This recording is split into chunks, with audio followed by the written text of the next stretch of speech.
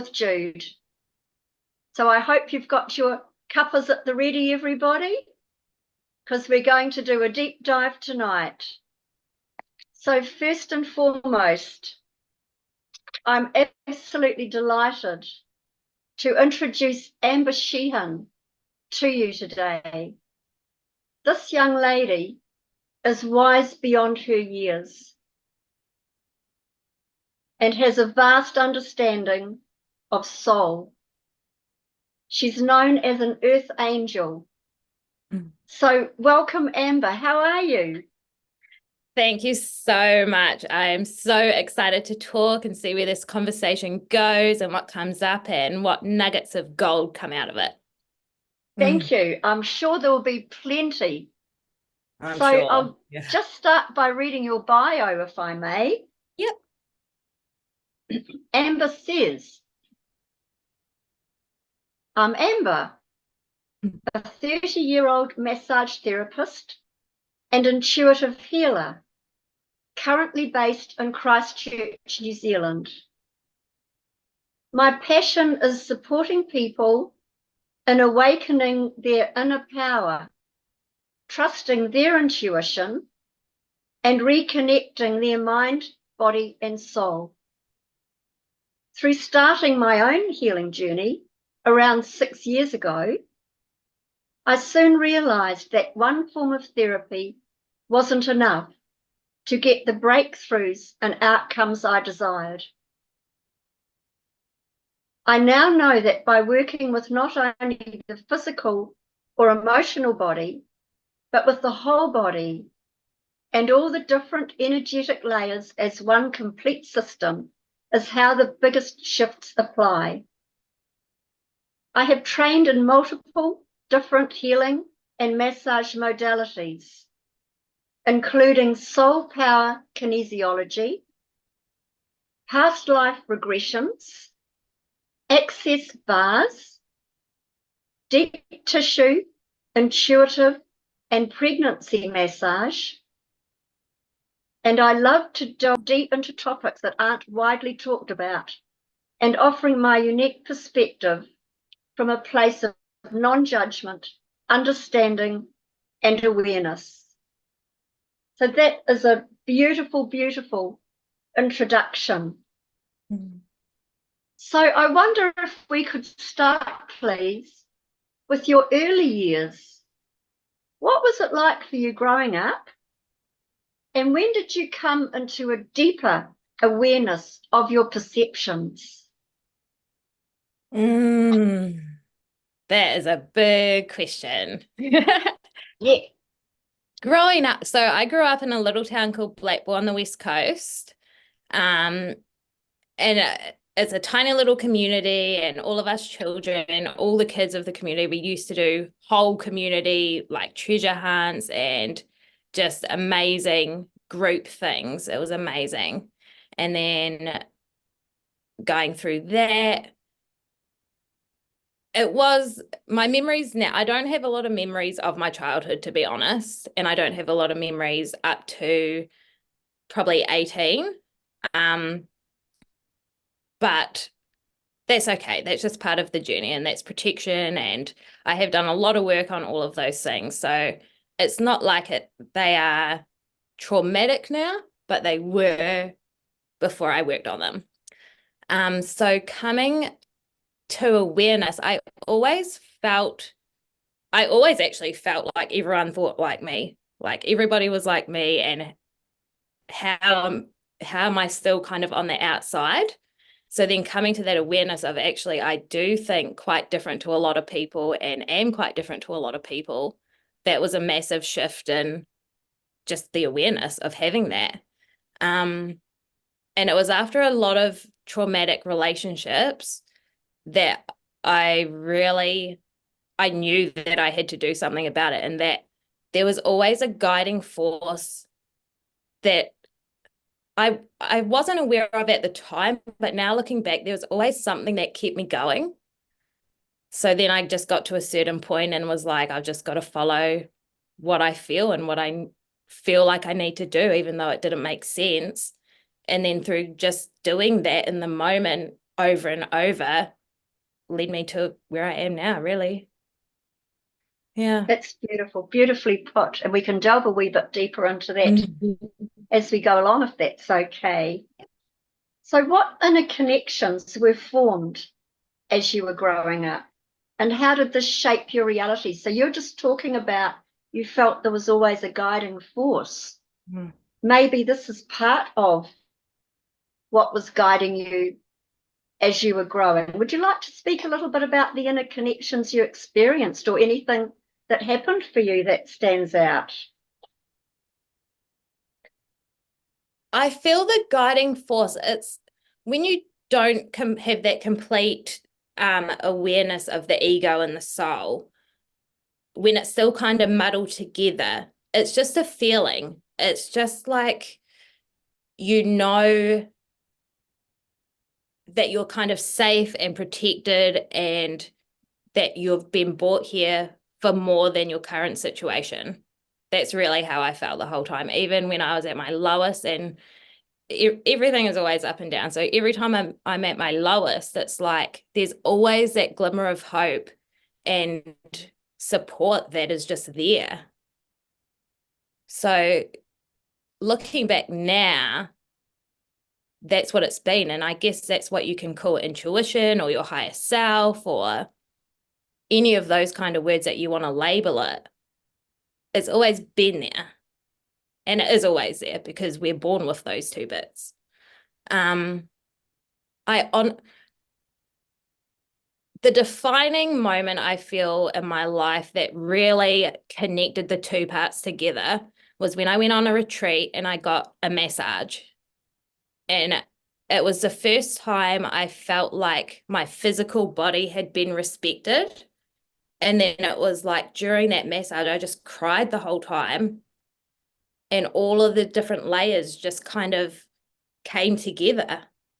And then I got up off the table and yeah, it was like all of the bits just made sense.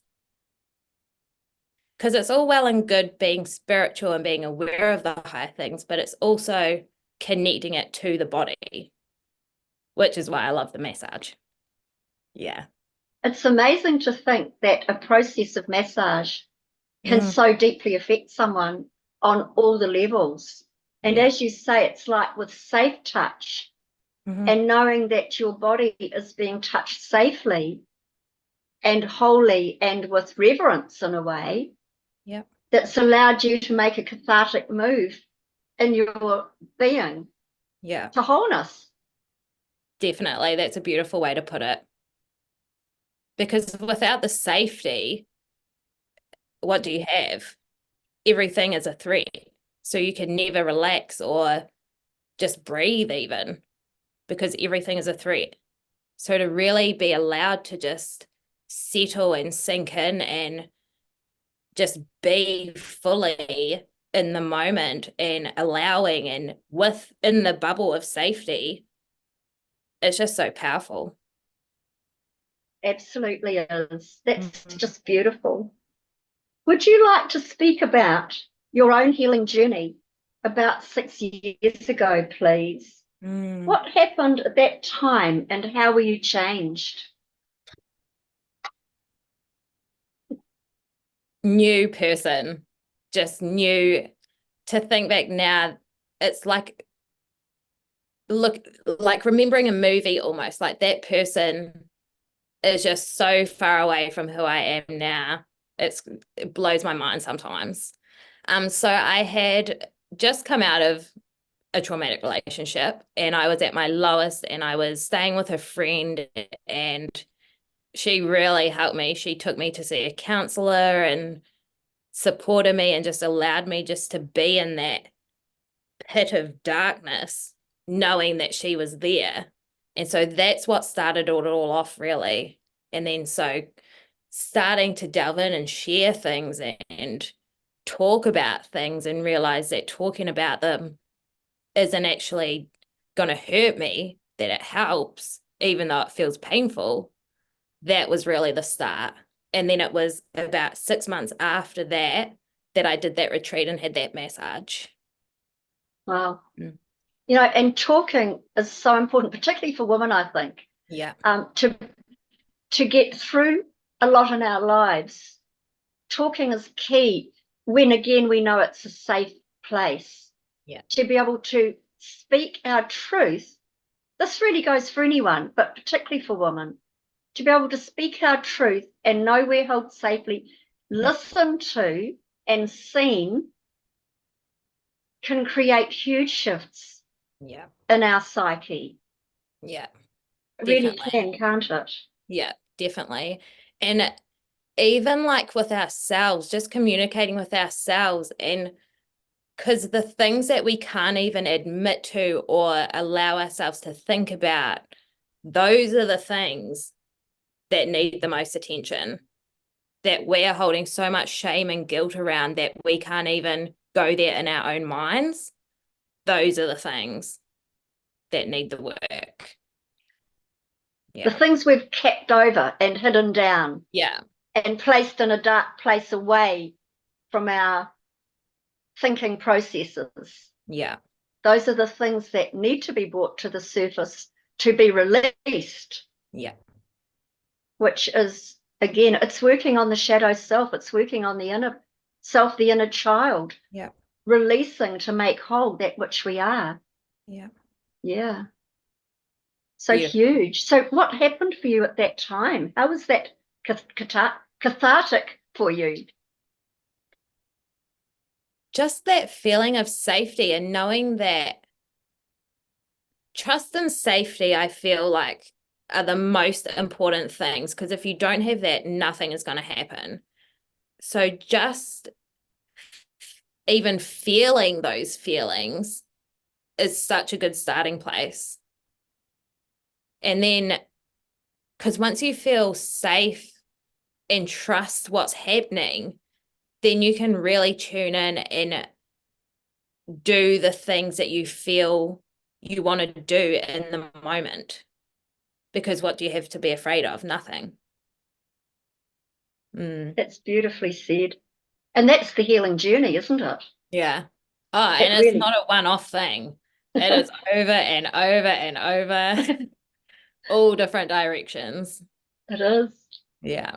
Absolutely is. Yeah. We can ricochet off the walls at times. Yep. But if we're moving through and learning from and healing from, that's a huge part of our journey back to wholeness. Yeah. Yeah. Cool. You've trained in different healing and massage modalities, which is so incredible.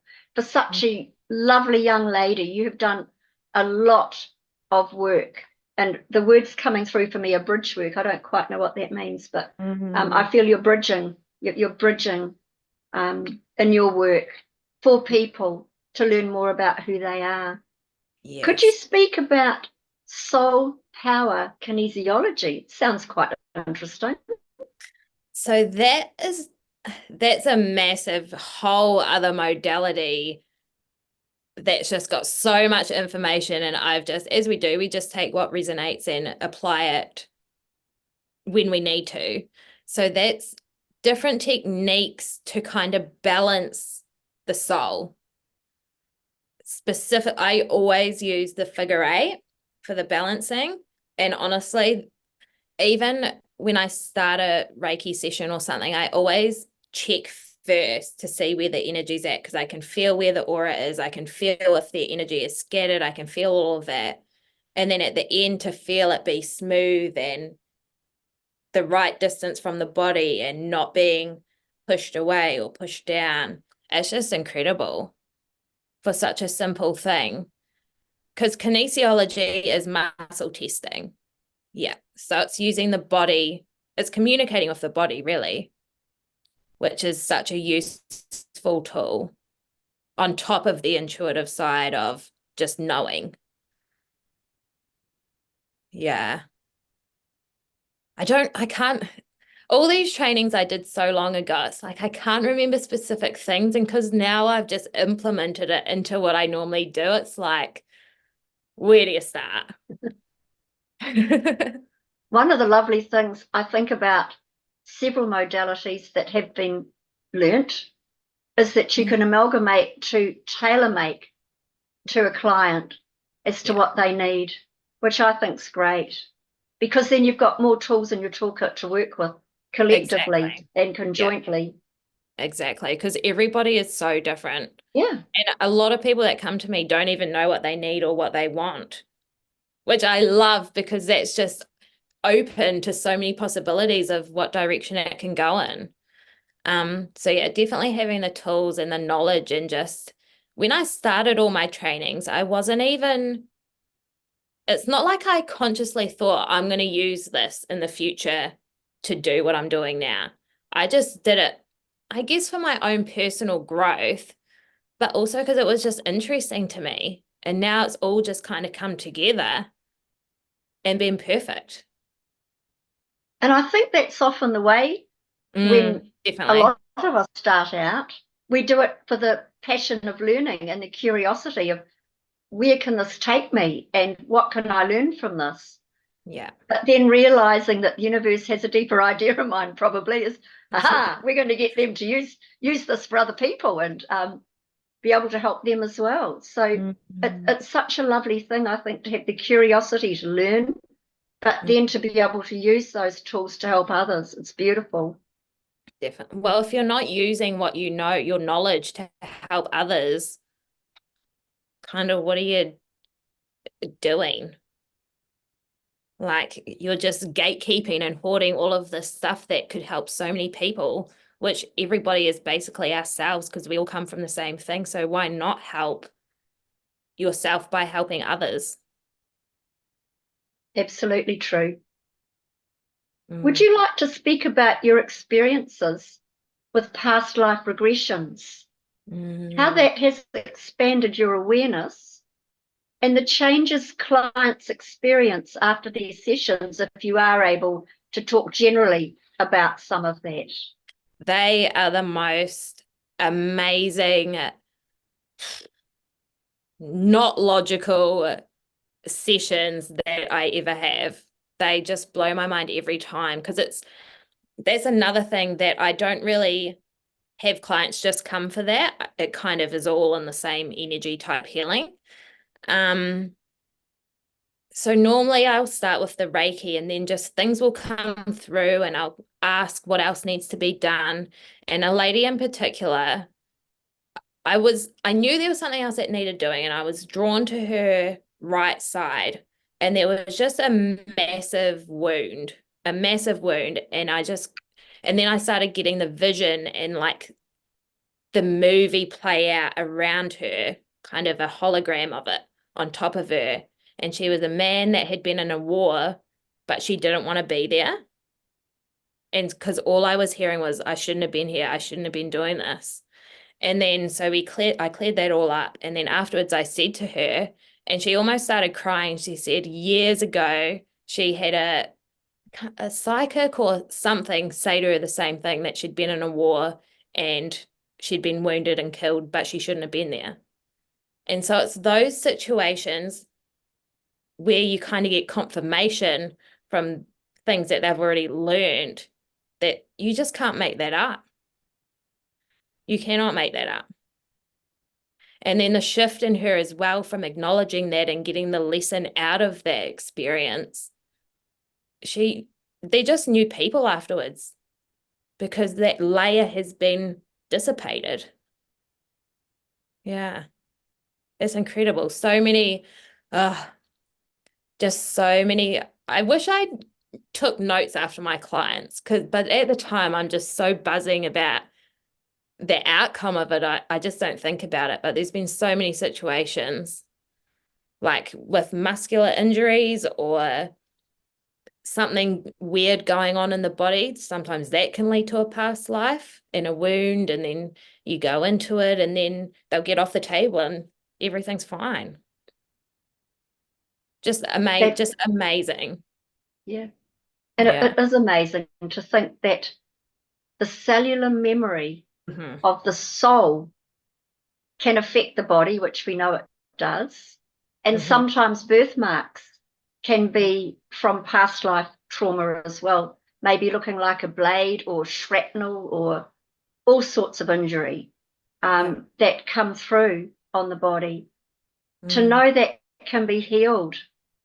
And often in a session, I guess as a therapist, you don't always know exactly what you're going to meet until you're in that moment. And so definitely. bringing the present moment, which it always is, into play with what's going on can heal all of it. I can. Everything is healable, everything. And because everything is stored in the body and the physical, we've got to connect to that sometimes to trigger it, to realize that there's something even there, to then let go of it. But Absolutely. everything is related to something or because of something. There's always a reason why something is happening, and that's what I love to try and figure out.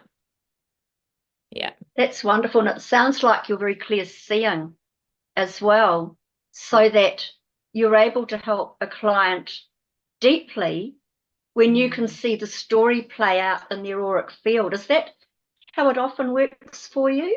Yeah, I would say kind of. I have thought about this. What kind of one of my gifts is the most? It's kind of vision and just feeling are probably equal. Like I've had clients come and I've been waiting and I'll just feel so anxious, like my chest, and I'll be like, this is not mine. And then they'll come in and they'll unload and I'll be like, okay, this is yours. And then I've had other clients come in, and once I've started, my head feels like it's going to explode. And then I'll talk with them about it, and they'll be like, this is what I feel like every day.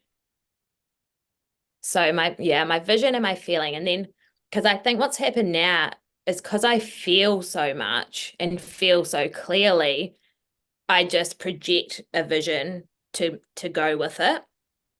And the accuracy of it it's so crazy because it's not like you try to do these things or see these things or feel these things. It's all just there.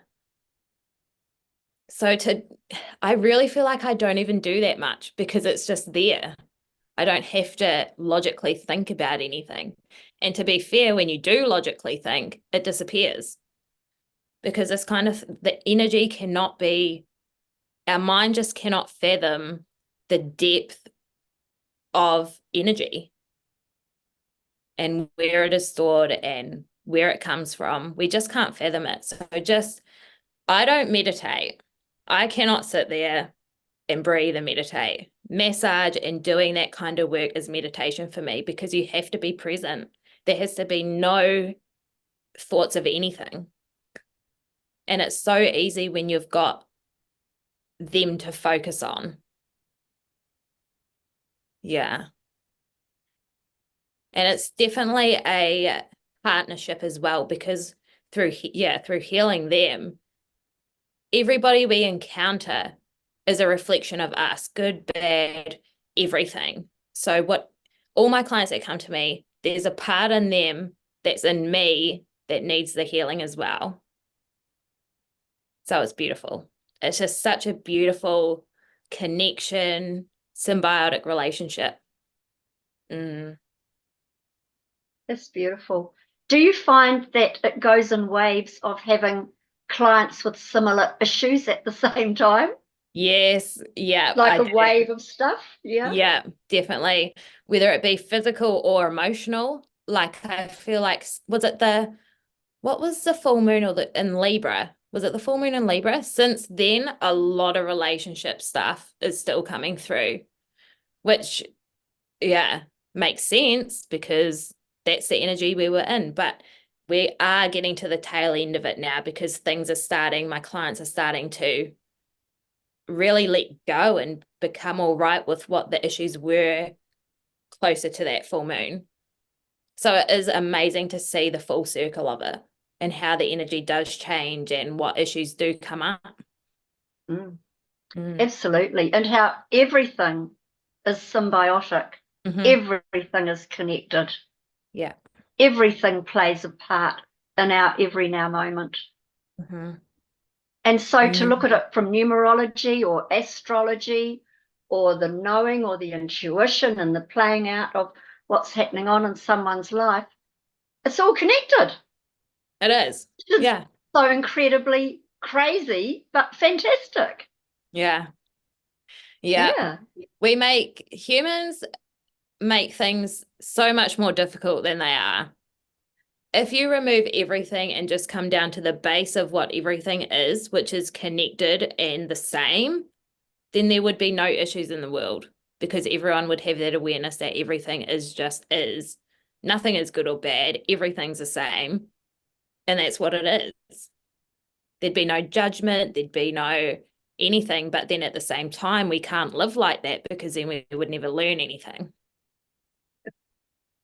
Mm. That's the tough call, isn't it? Yeah. Yeah. But it's That's good. the tough call. Yeah. It is good because by learning, we transcend the mundane. Yeah.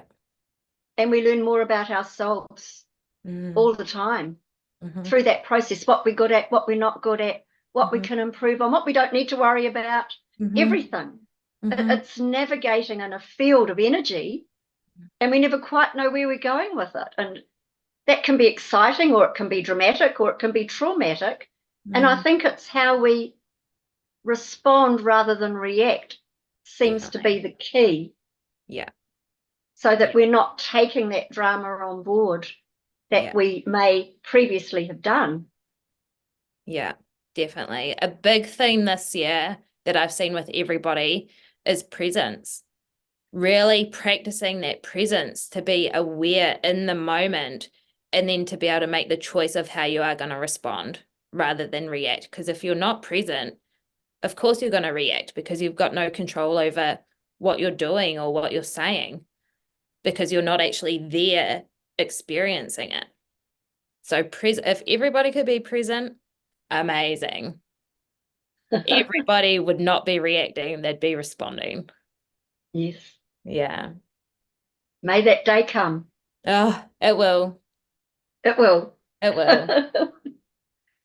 I wonder if you could talk about, please, the benefits of access bars therapy, what that entails, and when you find that helps the most. So that was one of the first trainings I ever did. And it was, the one that I had no idea what it was. I was like, I'm just going to do that and see what happens. So what it is 32 points on the head, different points that you just hold really lightly, and they're related to different ideas or thoughts or beliefs or different areas that we have to think about, really.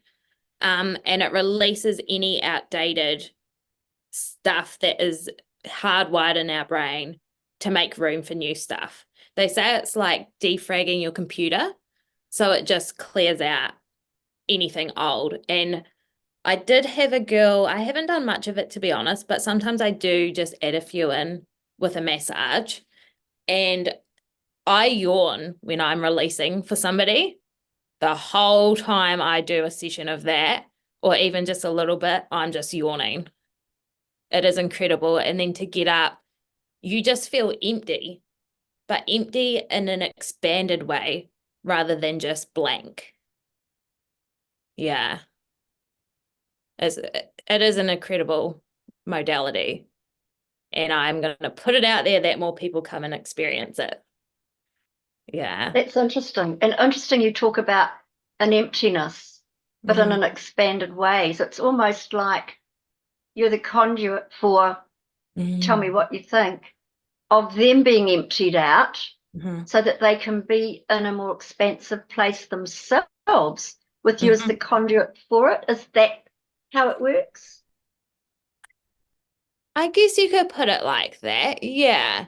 But it is, I don't know if I'd say I'm a conduit for it because it is just kind of a physical thing. I don't actually have to do anything for it to be working. But then from doing it on them it is automatically doing it on myself as well. So I guess I can help move it along a wee bit and sometimes I get visions or whatnot of things that might come up. So like money or control or peace and things like that, where we've got beliefs that don't quite fit anymore. So yeah, sometimes I get visions about what could be stuck in there, but then I don't really go into it much because it doesn't matter, because it's going to be let go of anyway. Yeah. It's fantastic. Mm. Sounds like a pretty good therapy. It's beautiful. It's so We, relaxing. so cool. We Mm, know massage is an amazing tool for relaxation, body flexibility, and bringing a person into the moment. mm, Could you talk on the benefits, please, of deep tissue massage and intuitive pregnancy massage for mother and baby in the womb? This mm, is such a beautiful experience, I would imagine, for both before a soul is birthed.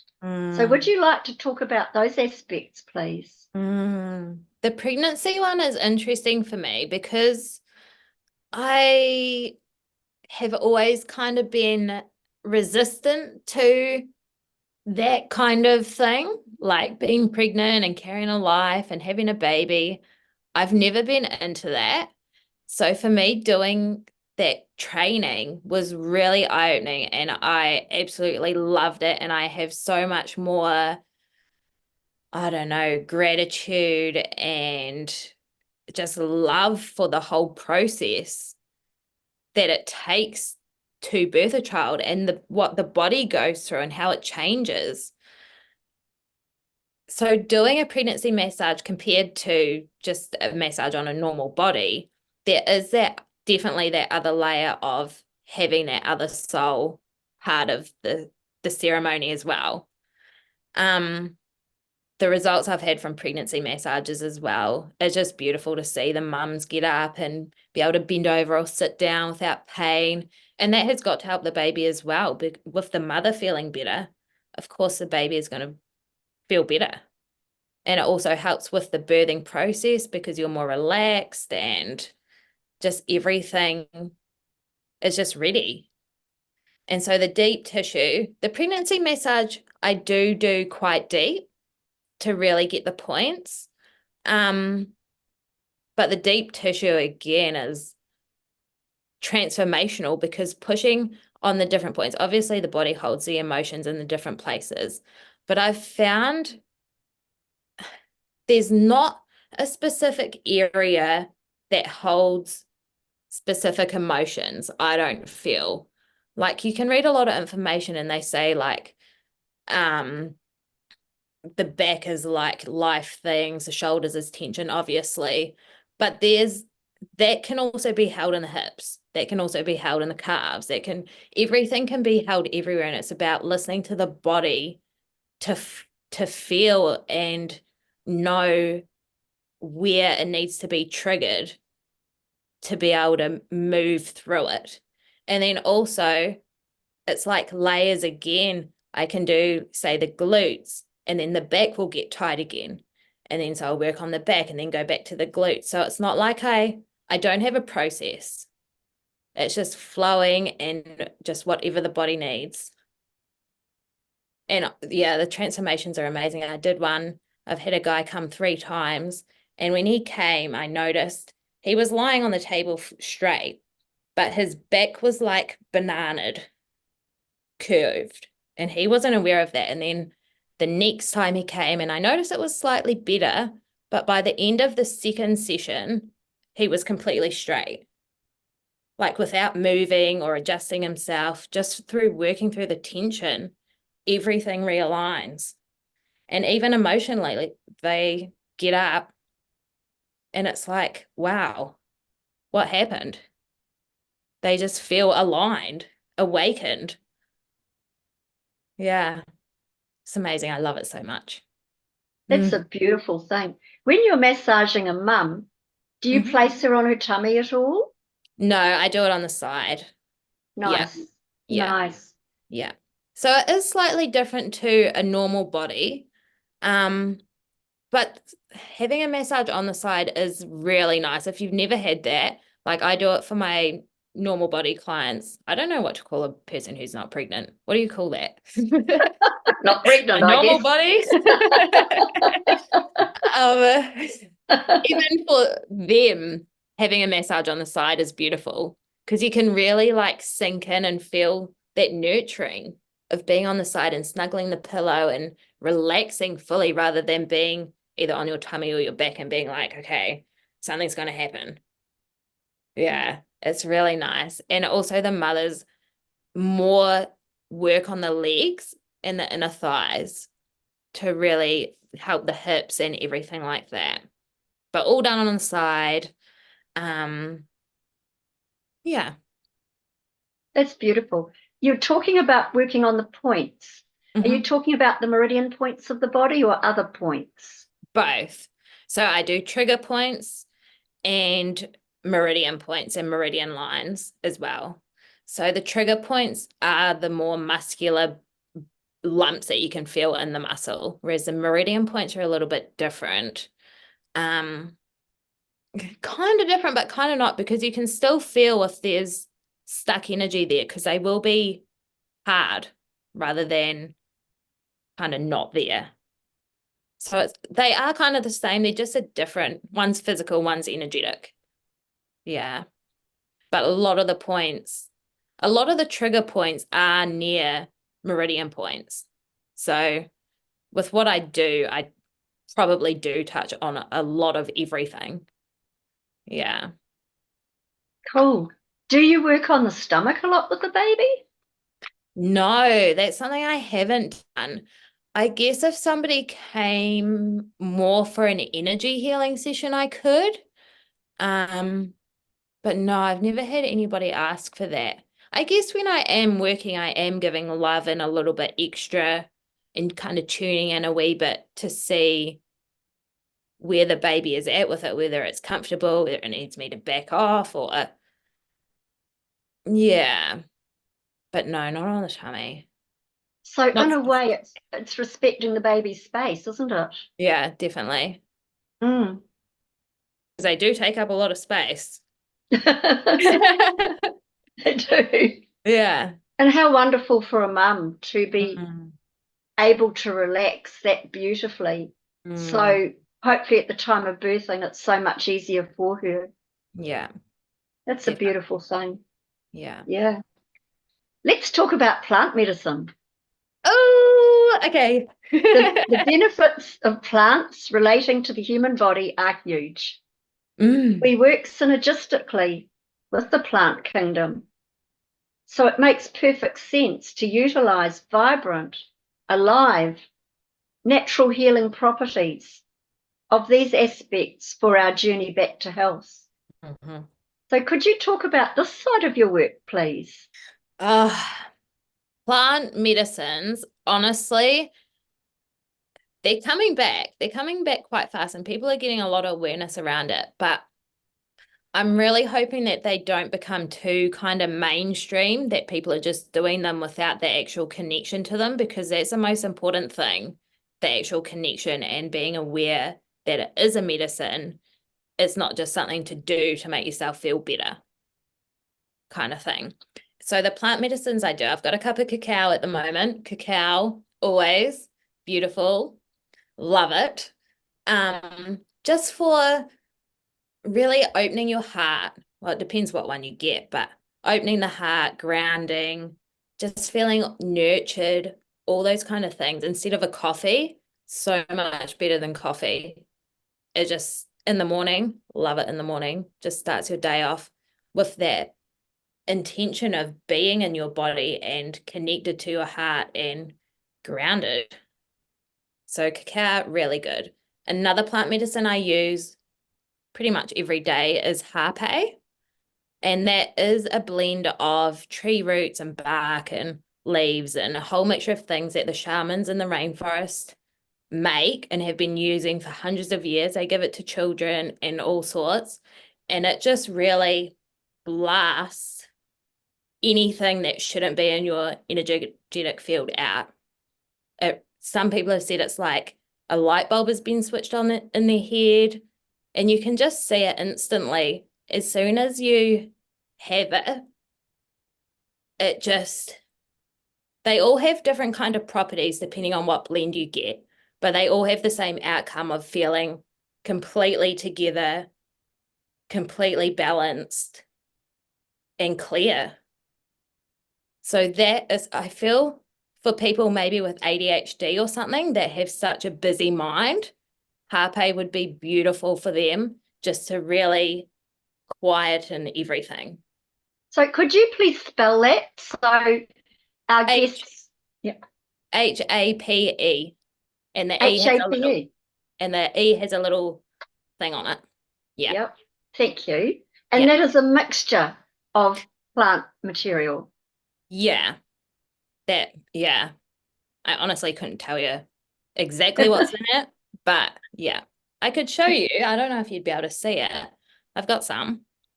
Okay, that would be lovely. It just looks like a powder.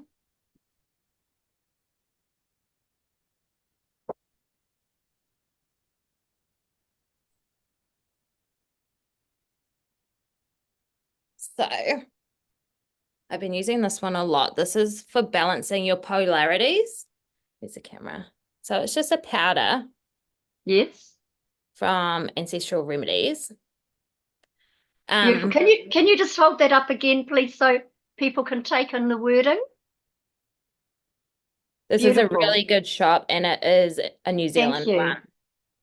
Thank you so much. Yeah, honestly, beautiful. But I would recommend going to somebody who uses it first because it can be very intense. And I would not want anybody to just buy some and think it's going to be so easy and beautiful, and because sometimes it can be very intense.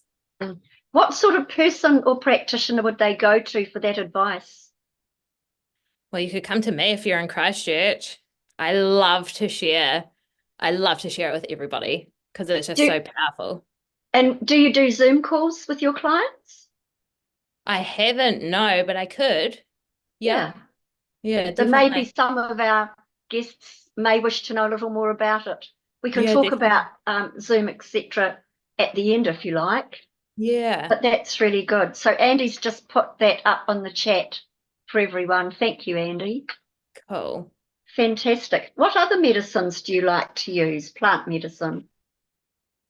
This is another probably massive part of my journey was when I started experimenting with mushrooms. They really, I had one massive dose and I feel like I don't need to go that far ever again because I really died in that 5 hours and came back. I felt my soul come back down through the different layers and settle back into my body after that journey. And you just can't go back after you experience something like that. It's just so profound that you can't explain it. It just makes you aware of the infinite everything and that we are that. There's no disconnect there. When you're in it, which we are all the time, we just have so much going on that we're not aware of it. But then to fully be immersed in the void, you just can't come back from that. Nothing is ever the same after that. So that was a life-changing experience. And even microdosing is really powerful as well. Just for every day, it doesn't make you trip or you don't go deep. It just gives you that slightly bit more of a connection to yourself, and then to yourself, and then to the everything. So it helps with creativity, feelings of confidence, self-love, all the things. Because it's mushrooms. Mushrooms are everywhere. The mycelium is what holds the earth together, really. So it's the wisdom that they hold is just, you can't get that anywhere else. So I would like to put a caveat on that people don't rush out and grab any type of mushroom. No, But would have to don't. be a specifically Yeah. helpful type of mushroom to have these experiences. Would you agree? Yeah, definitely do not just go out and eat mushrooms or forage them, or even I don't forage because I am not that confident in knowing, because they can be so similar, but one will kill you and one will be fine. It's just not worth it. So don't do it. Don't do it. Which Yeah. type of mushroom did you take? I took that particular time was subs. The sub, I don't know what the scientific name is, but just the wild ones that grow in New Zealand. Yeah. And they're very strong. I've had quite a few different strains of mushrooms that have been growing inside. Um, and they are all slightly different, but they all have the same intention behind them of just connecting you back into yourself and the everything. And yeah, Would yeah. you care to share a little of that experience? Because I think that could be very interesting if you're happy to Mm, share. You were talking about the void. Uh, mm, would you like to share a little of that amazing experience you had? mm. It must have been about 5 hours. So I took them, and I was living in the sleep out at my auntie's at the time. And so I took them, and it was the first time I'd had a big dose, and I was by myself, and I was like, I'm going to be fine. I thought I was dying and my auntie was going to find me and I was going to be dead, honestly. Bad, bad. And then it was lucky because at that time I was doing a lot of spiritual work and I had my guides and all of that. So I knew I was safe and protected. So I was just connecting to them and they were just saying, it's all right. This is what's meant to happen. Just relax. Like, it's okay. And then from there, it was like I just got sucked. My mind was being sucked into the void. But through that process of being sucked out and all those doubts and fears and all of that coming through, and then I started calling out to the angels, and then, but my mind was kind of in the in-between space, and it was like, nothing's real though. So the angels aren't real. So then nothing is real. So then, and then I was like, no, I can't start thinking like that, because then what will happen? If nothing is real, like, where do you go from that? So I cut that off. And then I just went into a journey of different things happening. At one point, I had it just landslides of every reality and event and situation and timeline just landsliding at me. And it's not like I could see individual ones, but I knew that that's what it was, just like waves coming over and over. I was never scared. It was just overwhelming, just complete overwhelm. And then when you get to that place, all you can do is surrender and just be with it. And then another really specific point in that journey was when I was completely in the void. There was just blackness, and I was kind of floating in it, or my consciousness was floating in it with another being. I'm not sure still whether it was like me or something else. We were just floating there, and then there was a fetus with an umbilical cord attached to the edge of the void, but there was kind of no edge. It just kept going. And then I had the awareness of how brittle life is, that I could just cut that umbilical cord and everything would be over. And so I just kind of floated in there and was like, wow, this is what it is. Just one simple move and everything could be over. And then I was like, okay, this is too much. We need to change things. So then we changed, and then it was like every time I rolled over, there was a different scene that played out. So once I had had enough of that scene, I'd roll over and then it would be something completely different.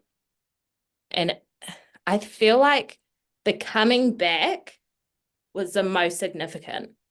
And I was lying there and it felt like I was lying on like the side of a hill watching like a music festival or something, but with beautiful music. And I was just lying there and yeah, feeling my soul come back and integrating back down, and every sensation was amplified. And I guess that's because of the awareness after going through all of that, to be like, oh yeah, I have a body. That's right. And then, yeah, just lying there. And then I did take a little recording afterwards. And I was like, I think I just died.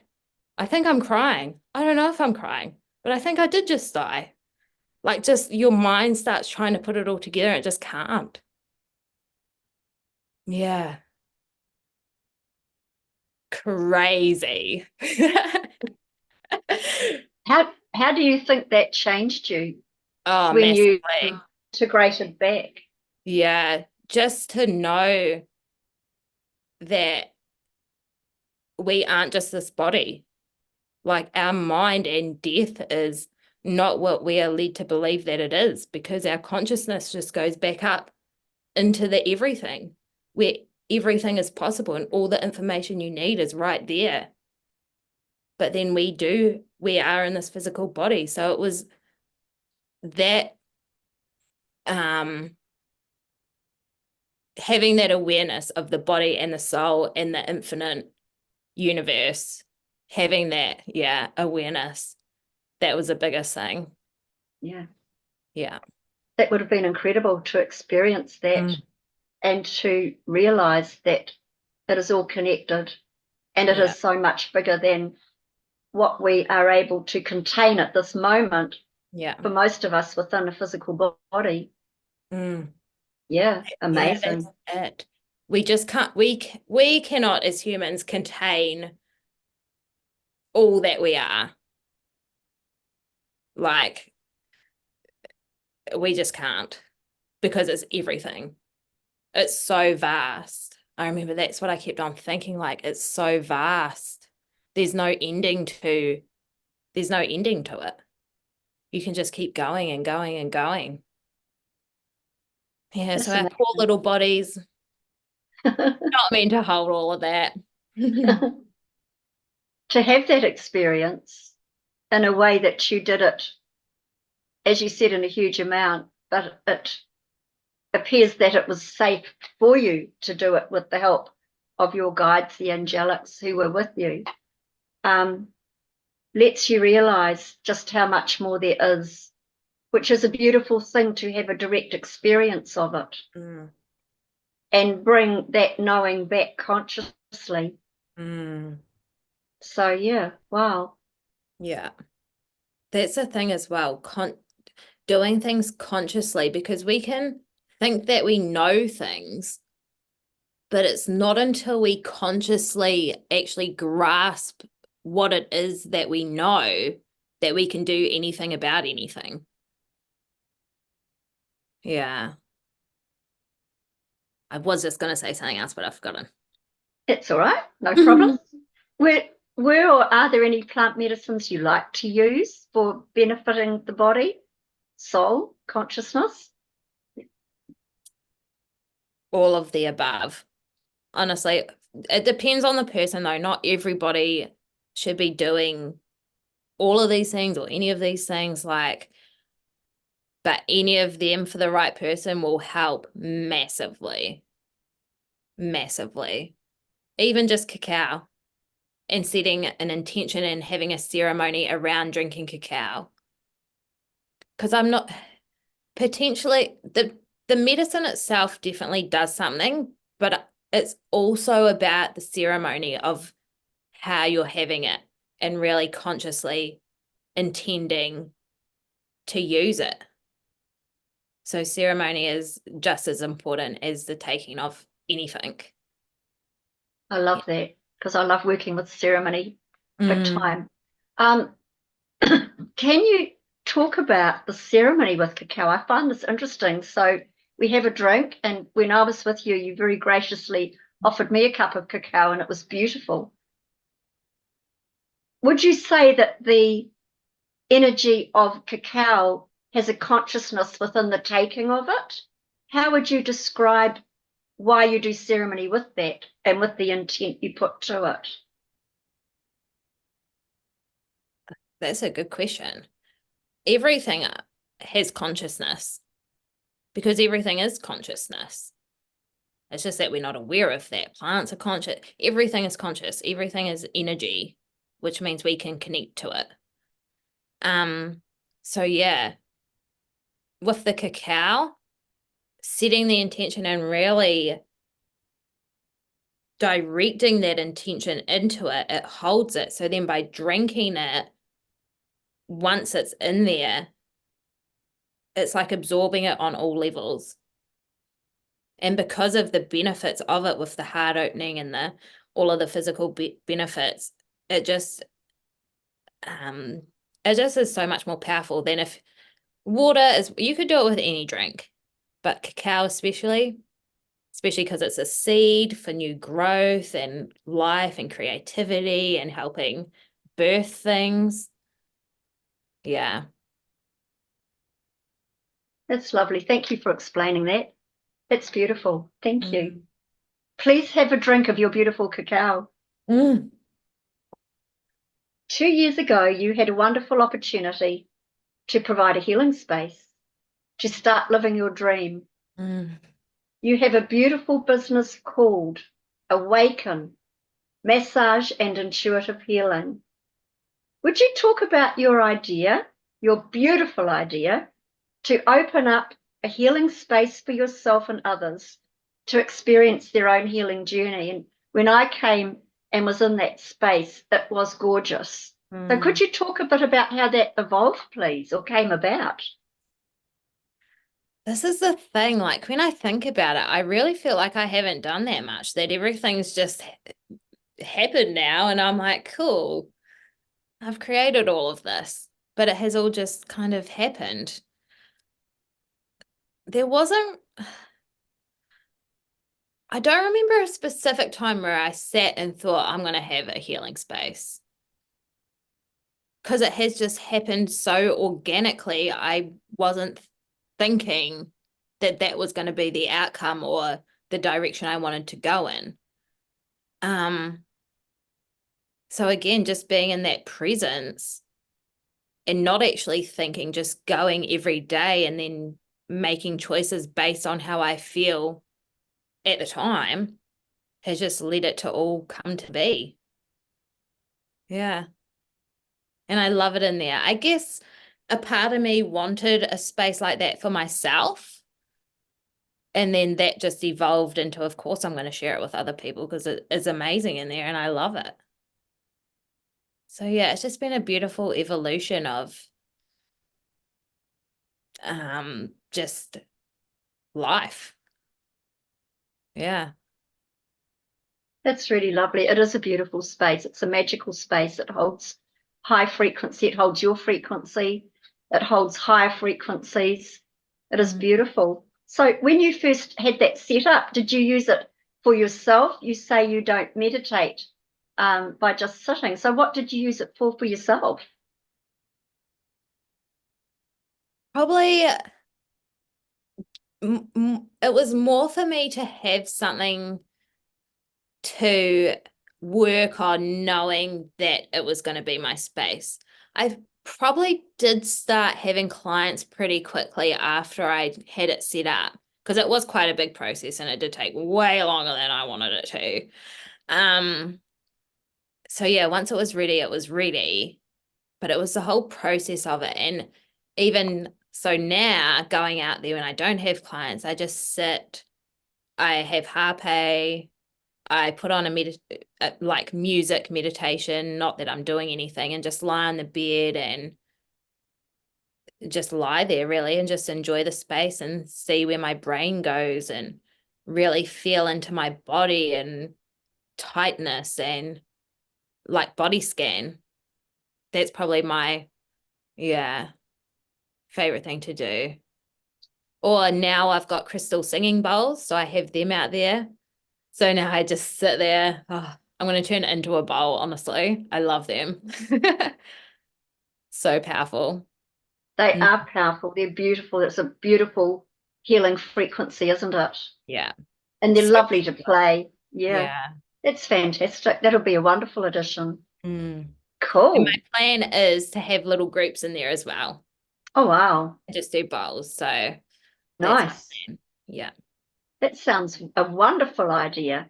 I think so. Yeah. Do you offer energy work in your sessions?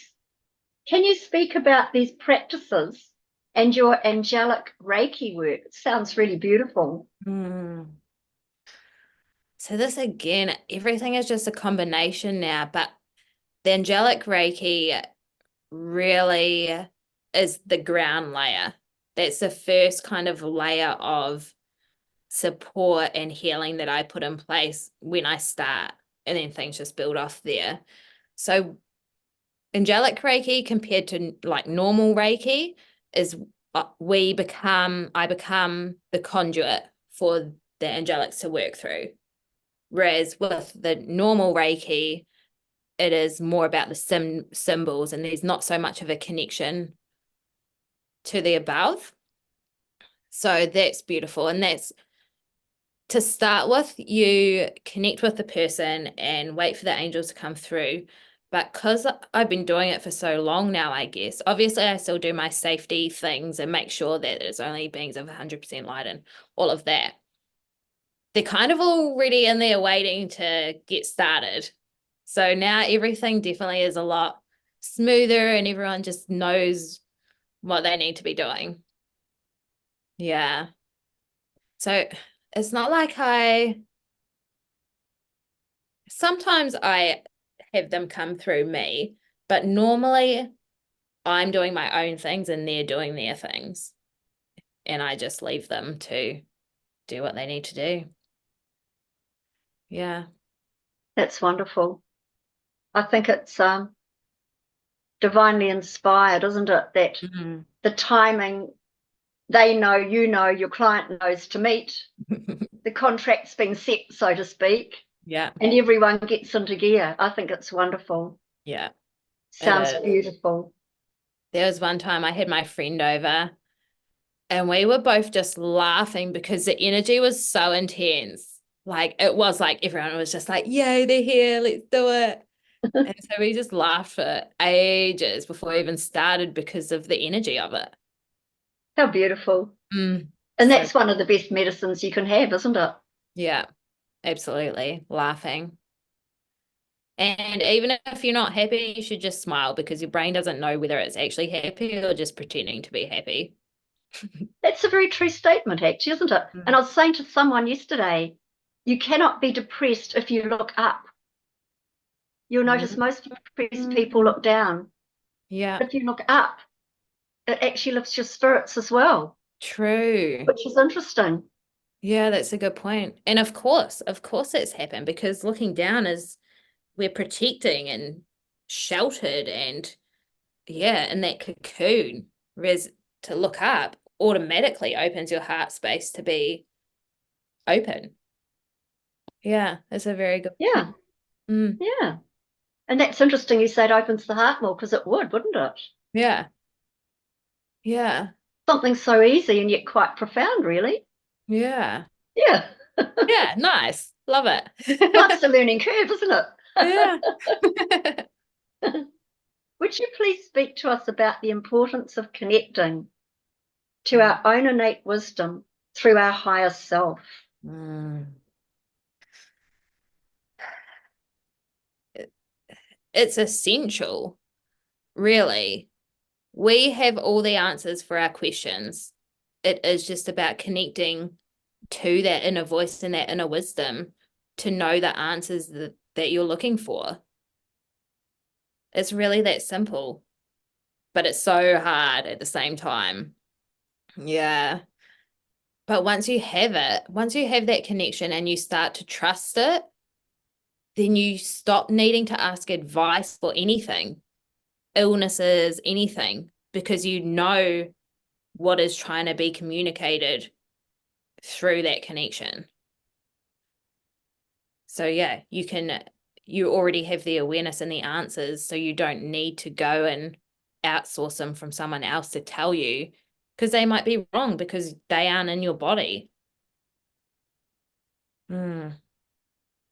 I Yeah, actually feel too, it's a great thing to do is to build a connection with our higher selves and give that higher self a name, mm-hmm. whether you get one that you feel is right or you give one that you want to give, and to build a connection as a friendship. Mm-hmm. And then that being or part of us, of which we're the fractal, will communicate more freely. Mm. And I think the more we do that, obviously, the stronger the connection gets. Would you Mm. agree with that? Definitely. Yeah. So there was a time when I think I was still in the midst of the darkness. And I was having days where I wouldn't remember anything. And I do believe that that was if somebody else was in control of my body at that point. And so I started doing therapy on that, EFT, emotional freedom techniques. And she was the one that said to me to connect, to tune in and have everybody, all of your different aspects sitting at a table in your mind. And once I started doing that and really tuning into them and listening to those different parts, that's when everything really did start to come back together.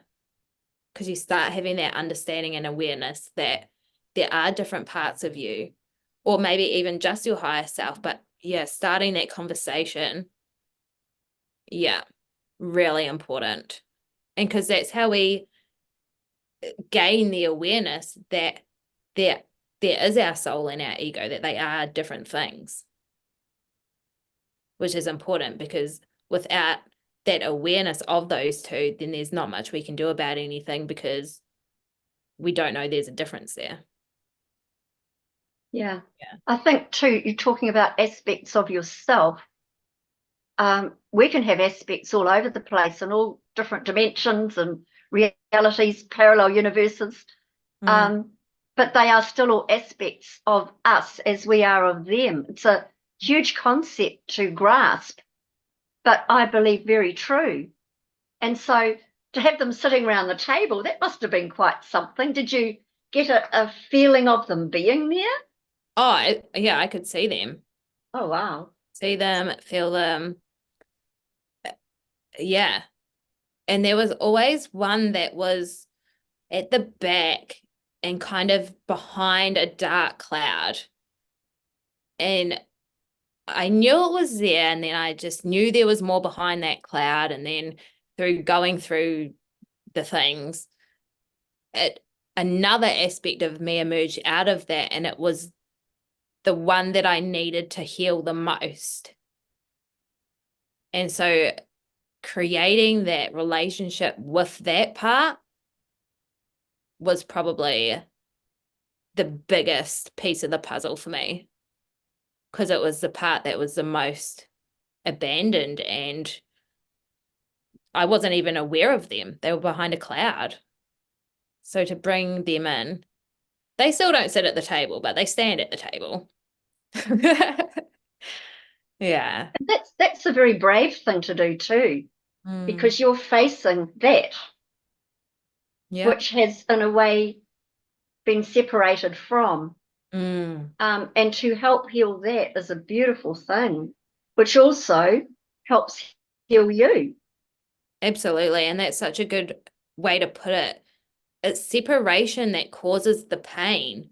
The more we start bringing ourselves back together and feeling whole, that's when we start thriving, because there's no part of us that's left out. And you can look at that on a individual level and the world level. It's exactly the same thing, just a bigger scale. The more we integrate all the parts that are discriminated and ignored and shut down, the more whole society is going to be, because everything is accepted.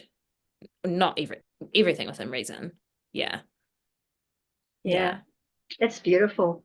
So we have soul fragments that we have allowed to not be with us anymore, Mm. and we have fractals of self in other realities. It's all in the mix, isn't it? Oh, definitely. At all Mm, times.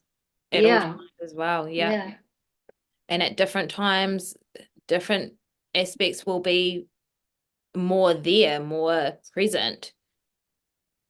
And that's the presence thing of the different aspects is because there's something there that needs attention.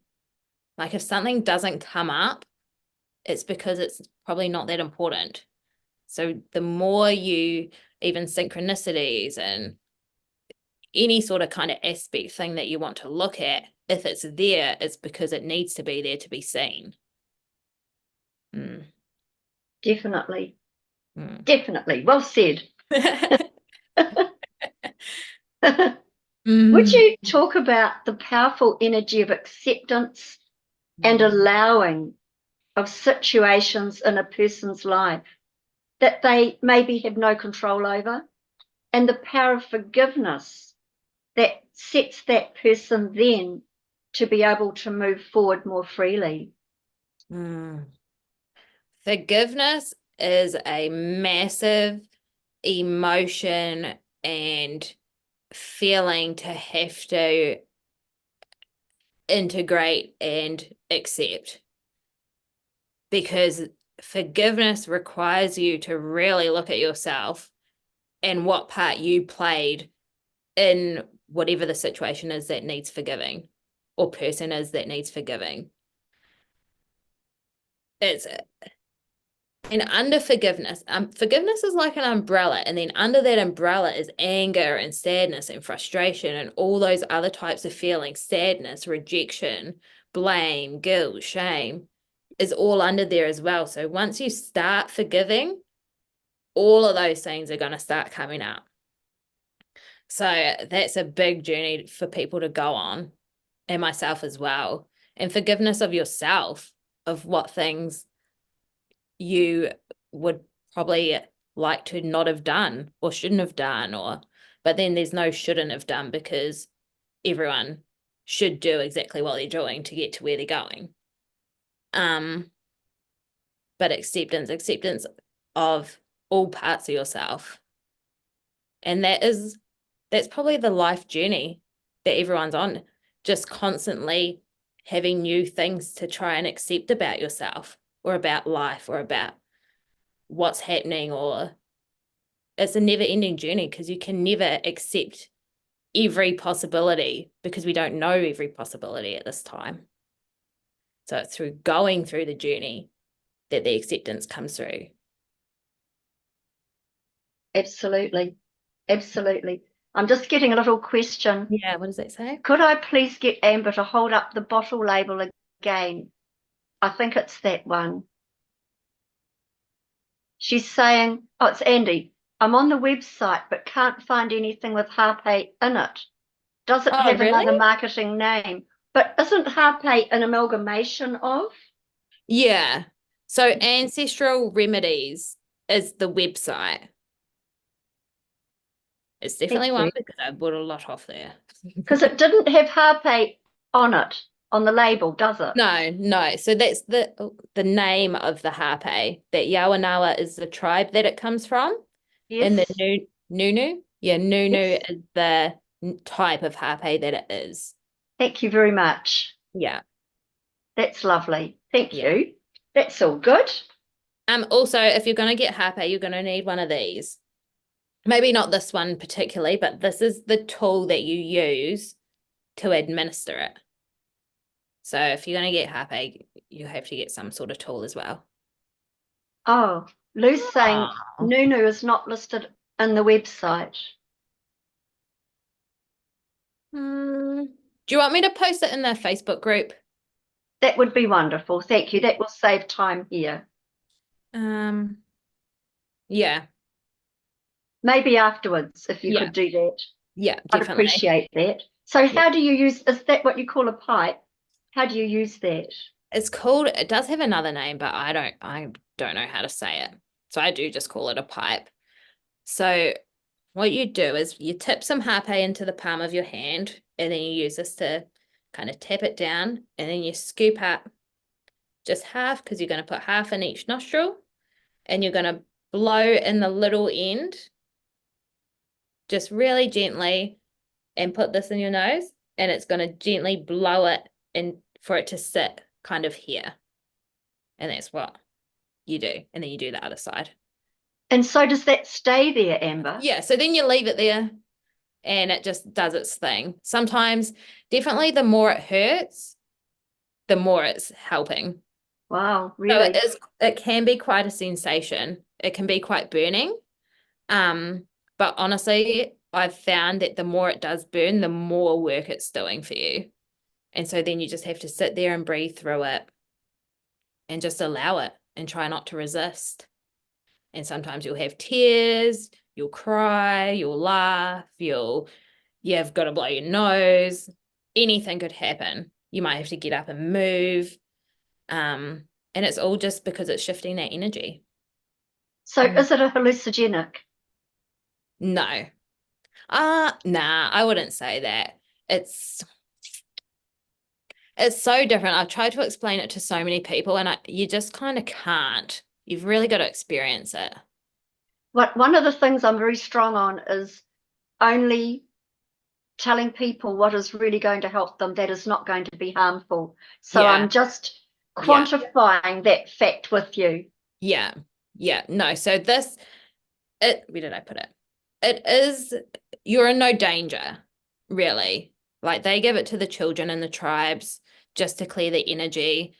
It doesn't last for a long time. It might, you feel ill. Interesting. A lot of people, to be honest, a lot of people that I know that do it have way too much of it and blow way too hard, and it does just completely break your circuit, and it is not very nice. So that is not how I take it. I just take a little bit, just enough to feel it shifting things, not enough to just blow me apart so much that I feel ill. Thank you for quantifying that. I think it's very important that anything is done safely, and with the right intent and with the right outcome. Yeah. So I do want to quantify that for anyone listening to this broadcast. Thank you. It has to be safe, it has to be right. Yeah.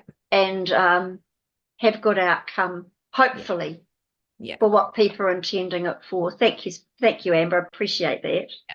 Honestly, if anyone wants to come around and just try some with me, more than happy just to do that with people. Because if it works for you, it's really going to work and really help you connect to yourself on a day-to-day basis. Or whenever you feel like something's on you and you can't quite get it off, no matter what you're doing, this just really helps to shift all of that.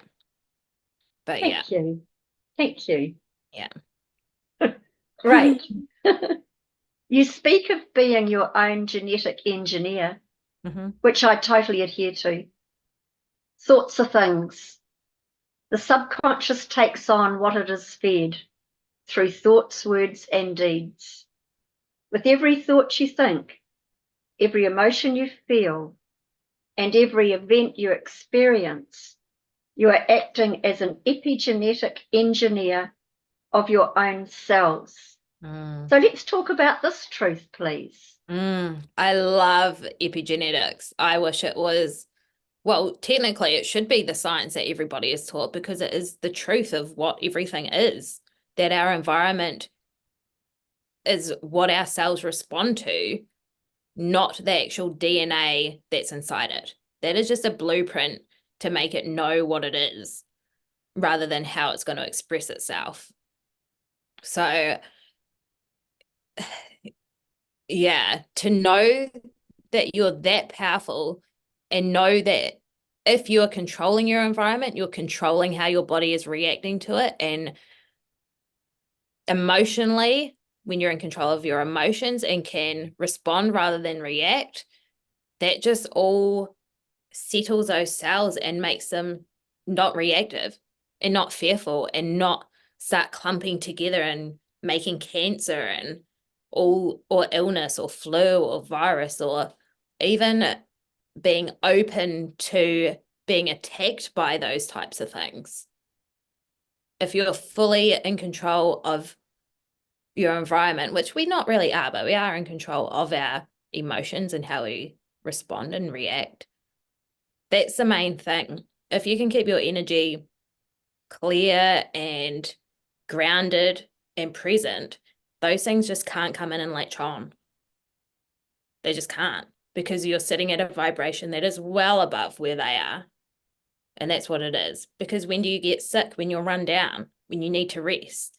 So your vibration is low at those times, which matches those types of things to come in and start festering. So for those that may not understand the word epigenetics, can you just briefly describe that, please? So epigenetics is outside of genetics. It's like they did the study and they took the DNA, which is meant to be the brain, out of the cell, and the cell survived. And then, so they were like, that can't be the brain because it should die if the brain is not in there. If you took a brain out of a human, we would die. And then, so they were looking at other things, and then they found that the cell wall is the thing that responds and controls what happens with the cell. And you take the cell wall away, it can't hold itself together and it dies. So it's the science of that kind of understanding, that it's the environment, not the inside, that kind of matters. Would you say? I think that's part of it. It certainly is the containment of something. And if that's broken apart, everything else will fly away. I would probably talk about mind rather than brain as being a wee bit more holistic, but that would be my understanding. Yeah. But well said, all the same. I'm not very good at describing things. You did that well. Thanks. Could you please talk about trusting the flow in life and not stressing the small stuff? That's a really good question, isn't it? Yeah, that's my favorite. Things are just so much more enjoyable when you're just flowing with it. And not like, I love surprises. I understand that some people don't like surprises. I love surprises. I'm like, if I just don't do anything right now, just surprise me and I'll be so over the moon. Like, just give me whatever is going to come. But then again, I guess that's taken a while, or I probably have been quite like that my whole life, just going with things and seeing where it's taking me. Because when we're trying to control the flow with our mind doesn't actually know what is best for us. It's just doing what's logical for us, which is sometimes not the best thing. Well, not in the scheme of things in our life journey anyway. So to let go of that control and surrender into each moment, again, the presence, and just being present and allowing whatever it is in the moment to be your guide, that's where the flow is. Allowing yourself to be guided in the moment with whatever sensations you're experiencing. Yeah. That's beautiful. And that's very true. It's being in the now time, which is all there is. Yeah. To be honest, isn't it? I mean, the past has happened, the future hasn't happened yet. This is the magical 0 point moment of existence eternally. Yeah. Which is pretty incredible when you think about it. And how many people are not in the moment? They're worrying about what's happened or what's coming. The future obviously hasn't played out yet in our linear reality. Yeah. How many people are actually present in the moment? Not me, and that's why mental health is such a big issue. And so many people are depressed and anxious because they are not grounded in the moment, because they are thinking about what's happened or what could happen. But anything could happen. So, but that's a massive practice as well, just every day, just being like, okay, where am I actually right now? And really good tool that I used a lot when I started was, okay, right now I'm in this moment. What can I see? What's 5 things I can see? What's 5 things I can feel? What's 5 things, using the senses, because we cannot use them if we are not grounded in our body. So that's a really easy one that I tell people to do if they are overthinking and a little bit anxious and depressed. Just get back into your body. Start practicing. It's not quite that easy. I wish, but it's a practice. And through that practice, you gain confidence and self-trust and self-love because you start feeling the benefits of that. That's lovely. That's very, very wise words you have there. Cool. There is an empowering flow when a collective energy of powerful people join to make a difference. The transformations individually and collectively to become the truest expressions of ourselves, connecting to our innate guidance when our hearts overflow with love, gratitude, and fulfillment. Could you talk about this a little bit, please? That makes me feel like we are what we attract what we are. So, and it can be those kind of positive things, the light and the amazing, beautiful expansion and creation and productivity and love and gratitude, all those things. But we have to be putting that out, respect even, we have to be putting that out first before it can want to attract to us. And that's a very important part that people kind of need to understand, that we get back what we give out. And so giving that out to start with, you're going to get that back. And if you don't, you're going to have the awareness to respond and know that if you're not getting that back, that's actually not your problem, because that's not what you're putting out. Yeah. Yeah. And I think we can work the magic by coming together for Definitely. a common cause. Yeah. And this is what I'm finding people are doing more and more now Yeah. within their soul family groups that are popping up globally and working together with an intent, which is so beautiful. And I love to see that. Well, Could you? It goes back to the aspects of everybody being a different aspect of the universe. So to come together as different aspects in different bodies and different shapes with different experiences and different lessons and wisdom, of course, is going to create such a more powerful environment for things to flourish in, because there's so much more of that diversity there to nurture something into life. It just shows how important intent is, doesn't it? Yeah. You know, intent with grace and with the highest aspects in mind, very, very powerful, because intent is the key. It really is. Yeah. And the attitude. Yeah. I think attitude and intention are the two biggies in my books. Yeah. Yeah. I'd agree. Oh, that's nice. Yeah, definitely.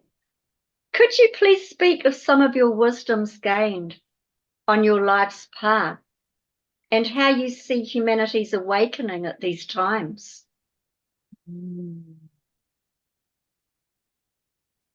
My biggest wisdom is definitely seeing everybody as the same thing. We're all exactly the same soul. We all come from the same thing. We all are the same thing. There are some people that have chosen to remain unaware of all of this, but they're still the same, different perspective of the same thing. So that's probably been my biggest thing that I've learned. Like, we are just all the same soul trying to make it through this life and figure things out, just with completely different experiences. And so who is one person to judge another person when we're all just going through different things? That's been my biggest thing. And that has helped a lot with forgiving and compassion and understanding.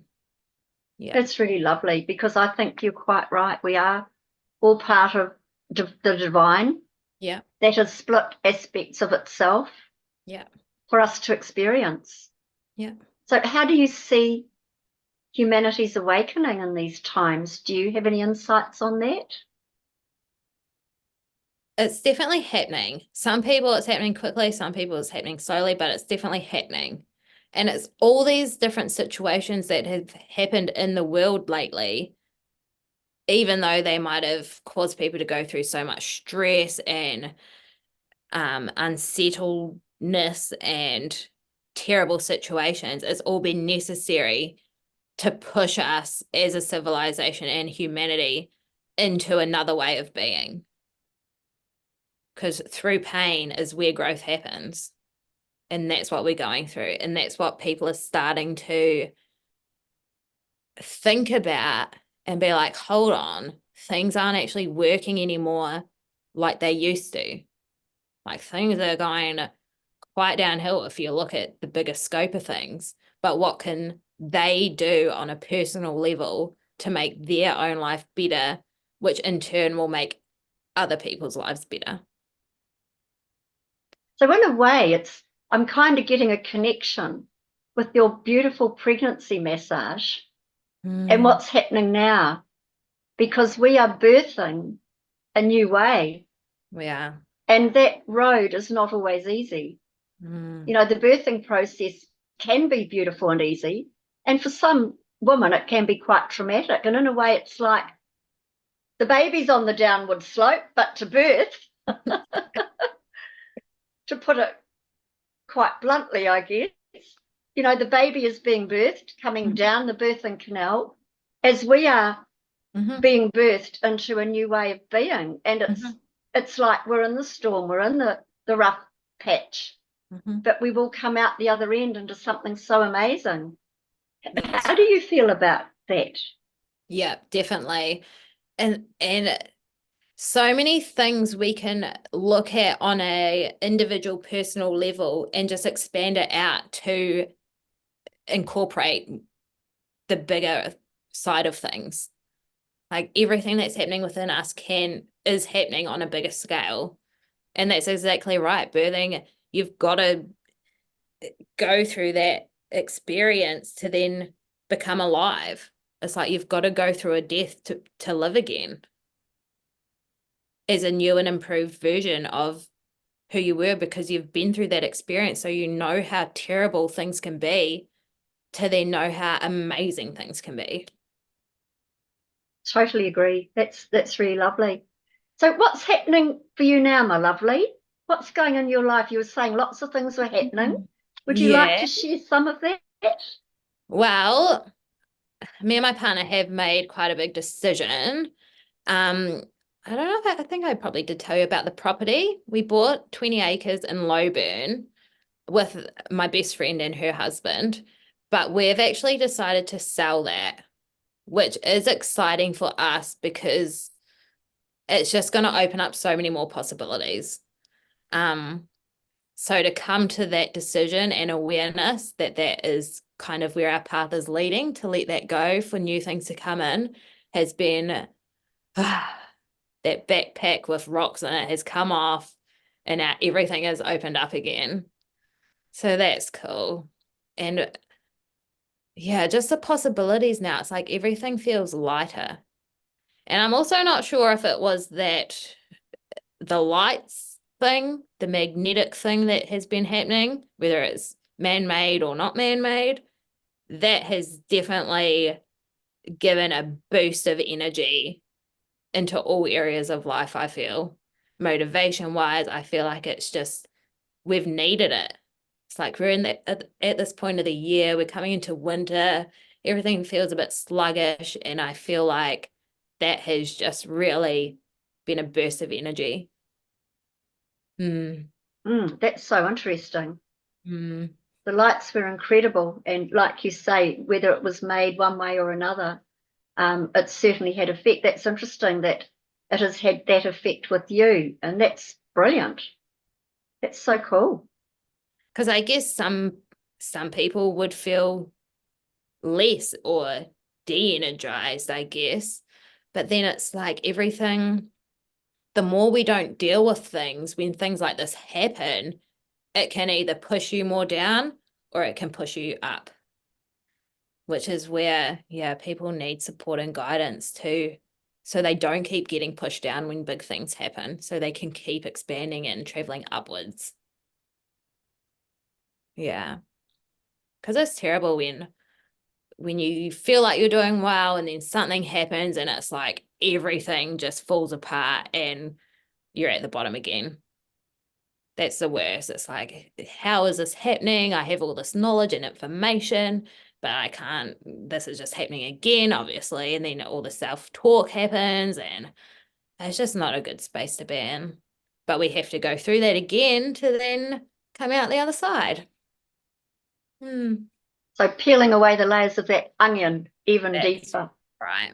Yeah. The one thing I will say to those that may be watching this later on, we're talking about the auroras that happened here 2 or 3 days ago, and the amazing colours worldwide that have been seen with these lights in the sky, magenta and green and white and yellow, and quite an amazing display. So just for those that are not quite sure what we're meaning by lights, that's what we've been referring to. So thank you, Amber. So is there anything else you would like to chat about before we open up to questions? Anything else you would love to say or talk about? I think I just want to say that every human being is amazing and has been brought here for their own unique purpose. And it does not matter what that is, as long as you're being present and following your sensations in the moment. That is really all that matters. That's lovely. Thank you. So where can people find you and what do you offer them?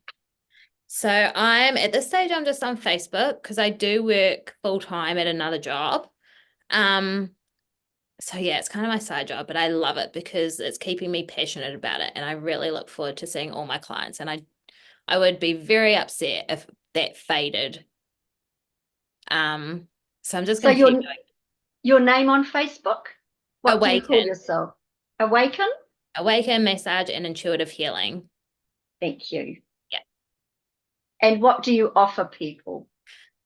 So I offer deep tissue massage, my intuitive massage, which is pretty much what everybody comes to me for. And that's just a combination of everything that I've learned rolled into one session so that you really have an experience that could potentially change your life and does. I've seen amazing things happen. So that's just a combination. Can be deep tissue work, lighter work, just whatever your body is needing on the day, and then the pregnancy massage, the energy healing, which is a big incorporation of everything again that I have and that I can use and help you with, and access bars, and that's about all. But yeah, so many things come under that energy healing is awesome. They certainly do. That's brilliant. So do we have anyone that would like to ask a question to Amber? G'day. Thank you very much, Amber. That was awesome. Absolutely awesome. Just a quick comment on the eclipse with all the colours and stuff going in the sky. Everyone was looking up. That's cool. A couple of questions. I'll try and get them back to back so it'll save the editing at the end. You spoke about launching your business. You had everything ready. What was your catalyst for launch? And the second part of that question is your marketing. Do you rely on spiritual aspects to attract clients, like, or is it more sort of organic, like you reap what you sow? Lovely questions. Love questions. I started off my business as Earth Angel energy healing and massage. And then as I evolved from that, that was kind of just like a hobby that I wanted to use the things that I've learned. So that's how I started. And then last year, I was like, I had learned so much and evolved so much. I was like, I'm not that anymore. I'm not that energy anymore. So then I was like, I was at my other job and I was thinking, what could my name be? And then yeah, Awaken just came. To law, I honestly didn't really think about it. It just was the feeling that that's what was meant to happen. So just being in that presence and going off the sensations and just starting, just because that's felt good.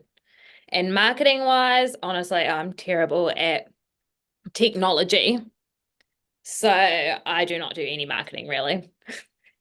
I just purely rely on if people see my posts randomly, like I do post sometimes, but not a lot. If people see them, then I'll get a message or word of mouth. Yeah, just really organic. And I find that to be the best way, because then the people that come to me are really aligned and really ready for what I offer. Yeah. Amber, I just want to thank you so much for coming on and being your beautiful self and sharing your knowledge and your wisdom and your experience. I know when I was with you, the time was magical. It was just so beautiful. We just chatted and chatted and chatted. I didn't go for a session of therapy. I went to see Amber to see if she'd like to come on a Cosmic Cuppa, and we just hit it off, and she's just so gorgeous and her business is building.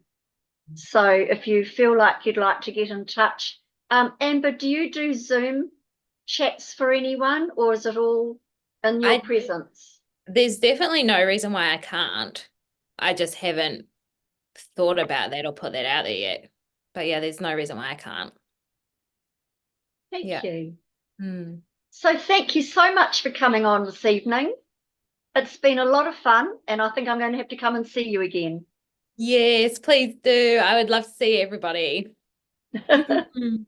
So if you're watching this on YouTube, please like, share, and subscribe. And as we know, I always finish by saying, peace on earth starts with you. It starts with me. So thank you again, and good night, everybody. Good night. Thank you.